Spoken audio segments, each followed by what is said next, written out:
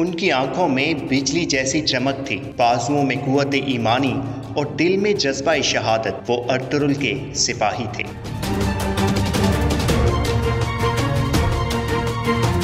ان کی بہادری، استقامت اور روشن امیدی ایک سچے مومن کی نشانیوں میں سے تھی۔ آج کی ویڈیو میں ہم آپ کو ارطغرل غازی کے 10 طاقتور ترین اور بہادر سپاہیوں کے بارے میں بتائیں گے۔ تو چلیے شروع کرتے ہیں اپنا آج کا کاؤنٹ ڈاؤن، لیکن اس سے پہلے ہمارے چینل اردو گھر کو سبسکرائب کرنا نہ بھولیے۔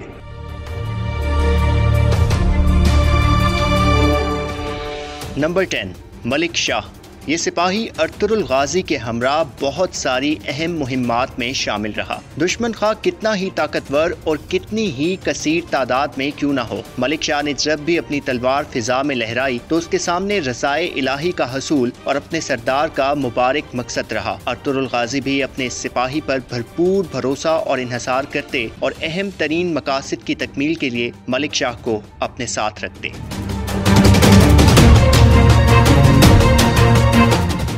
نمبر 9، کونگوت۔ یہ سپاہی اپنی جنگی صلاحیتوں کے ساتھ ساتھ مزاح کی بھی بہترین حس رکھتا تھا۔ بہت سارے مواقعوں پر یہ سپاہی ہمیں بمسی کے ساتھ چھیڑ چھاڑ اور طنز و مزاح کرتے نظر آیا، لیکن جنگ کے میدان میں دشمن کے مد مقابل آنے پر کونگوت نے ہمیشہ دشمن کو للکارا اور اپنے دین، قوم اور سردار کی عظمت کو بلند کرنے کی بھرپور کوشش کی۔ ارطغرل کی کونگوت سے محبت اور اس جنگجو کی اپنے سردار کی نظروں میں قدر و منزلت دیدنی تھی۔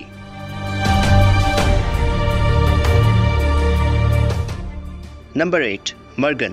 باطل سے حق کی جانب سفر اگرچہ مشکل اور طویل ہے، لیکن رحمت خداوندی ہو جائے تو محض ایک کن ہی کافی ہے۔ مرگن بھی ایک منگول تھا جو نویان کا اہم سپاہی تھا اور مسلمانوں کا دشمن، لیکن پھر مرگن نے اسلام قبول کیا اور ارطغرل کی زیر قیادت جہاد کو اپنی زندگی کا مقصد بنا لیا۔ مرگن نے اپنی سابقہ شناخت سے فائدہ اٹھاتے ہوئے منگولوں کی صف میں رہتے ہوئے ارطغرل غازی کے لیے جاسوسی کے فرائض ادا کر کے نہایت اہم اور حساس معلومات کی ترسیل کو یقینی بنایا، اور اس مقصد کی تکمیل میں پکڑے جانے پر بدترین تشدد کا سامنا بھی کیا، لیکن وہ ذات جس نے دہتی آگ میں ابراہیم علیہ السلام اور تاریک کنویں میں یوسف علیہ السلام کو تنہا نہیں چھوڑا، اس ذات نے مرگن کو بھی مسکراتے چہرے کے ساتھ اپنے سایہ رحمت میں لے لیا۔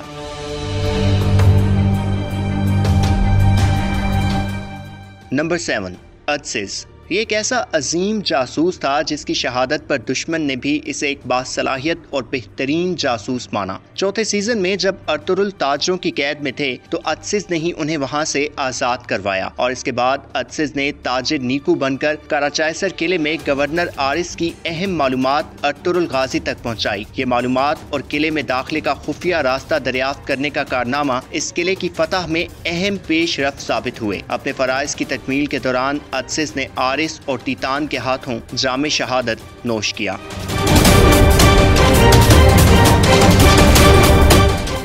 نمبر 6، دمرول۔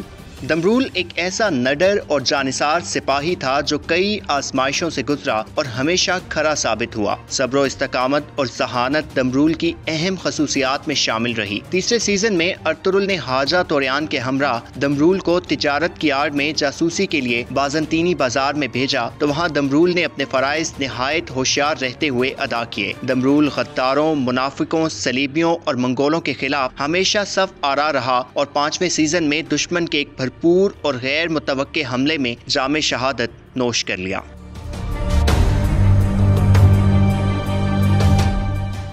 نمبر 5، سمسا۔ سمسا بنیادی طور پر ارطغرل کا سپاہی نہیں تھا، لیکن ددرگا قبیلے کے سردار دوتکن کا جانثار سپاہی تھا۔ لیکن دوتکن کی شہادت کے بعد جب ارطغرل نے بازنطینی سرحدوں کی جانب ہجرت کا فیصلہ کیا تو سمسا بھی ارطغرل کی فوج میں شامل ہو گیا۔ اس کے بعد سے یہ بہادر جذبہ شہادت دل میں لیے متعدد مہمات میں ارطغرل کے شانہ بشانہ لڑا۔ قبیلے کے اندرونی معاملات ہوں یا دشمن کے خلاف کوئی مارکا، ارطغرل غازی نے ہمیشہ سمسا پر بھروسہ اور انحصار کیا۔ چوتھے سیزن میں بہادر بے کی غداری کے باعث سمسا تیتان کے ہاتھوں شہید ہو گیا۔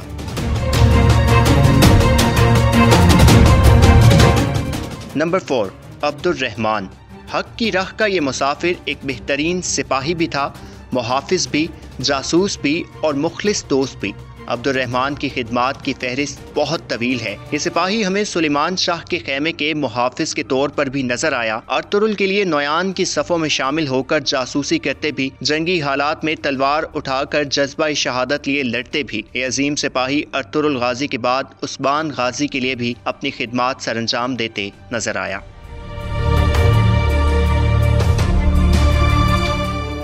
نمبر 3، دوان۔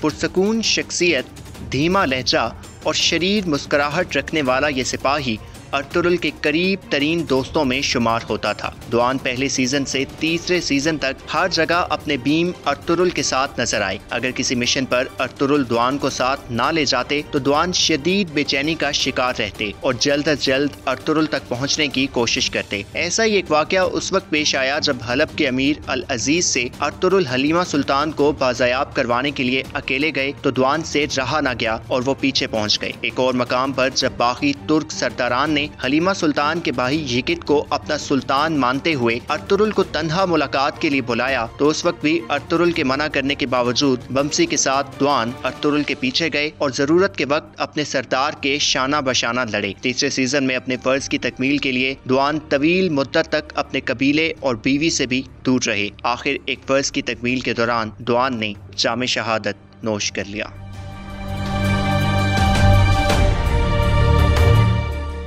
نمبر 2، بمسی۔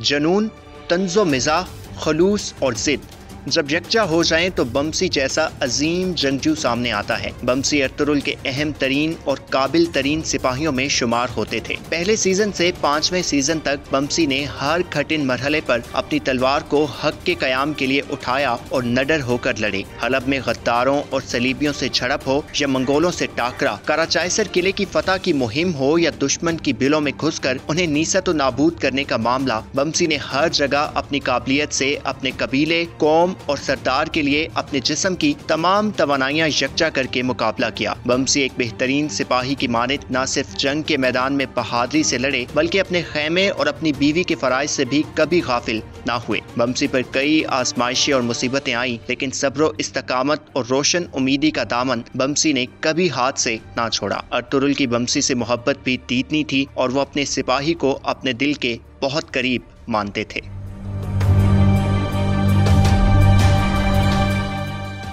نمبر 1، ترکت۔ اس فہرست میں ترگت کا پہلے نمبر پر ہونا کئی عوامل کی بنیاد پر ہے، جس میں سے پہلی وجہ ترگت کی فیصلہ سازی ہے۔ ارطغرل غازی کے بعد ترگت ہی وہ سپاہی تھے جو تمام باریکیوں اور پیچیدگیوں کو سامنے رکھتے ہوئے فیصلہ کرتے تھے، اور یہی وہ قابلیت تھی جس کی بنیاد پر ترگت کو چاودار قبیلے کی سرداری سونپی گئی۔ دوسری وجہ ترگت کی دور اندیشی ہے۔ تیسرے سیزن میں ہانلی بازار میں قیام کرتے ہوئے مستقبل کے لیے معلومات کا حصول ہو یا دوسرے سیزن کے اختتام پر امیر سادتین اور اس کے چیلوں پر نظر، ترگت نے اپنے دشمن پر نظر رکھتے ہوئے اہم معلومات کی ترسیل کو ممکن بنایا۔ تیسری وجہ اللہ کی راہ میں ترگت کی دی جانے والی قربانیاں ہیں۔ اپنے ماں باپ کو بچپن میں کھو دینے کے بعد، اپنی بیوی آئکس اور اس کے بعد باپ جیسے شفیق سسر دہلی تیمیر کو کھو دینے کے بعد، جب ترگت اصلاحان سے شادی کے بعد زندگی کی جانب لوٹ رہے تھے تو ان کی زندگی کی یہ بہار بھی ان سے چھن گئی۔ لیکن ان تمام المناک دوراہوں سے گزرنے کے باوجود ترگت کا جذبہ جہاد اور ارطغرل سے محبت کبھی کم نہ ہوئی۔ ترگت کی بہادری، فیصلہ سازی اور مضبوط اعصاب انہیں دیگر سپاہیوں سے ممتاز کرتے ہیں۔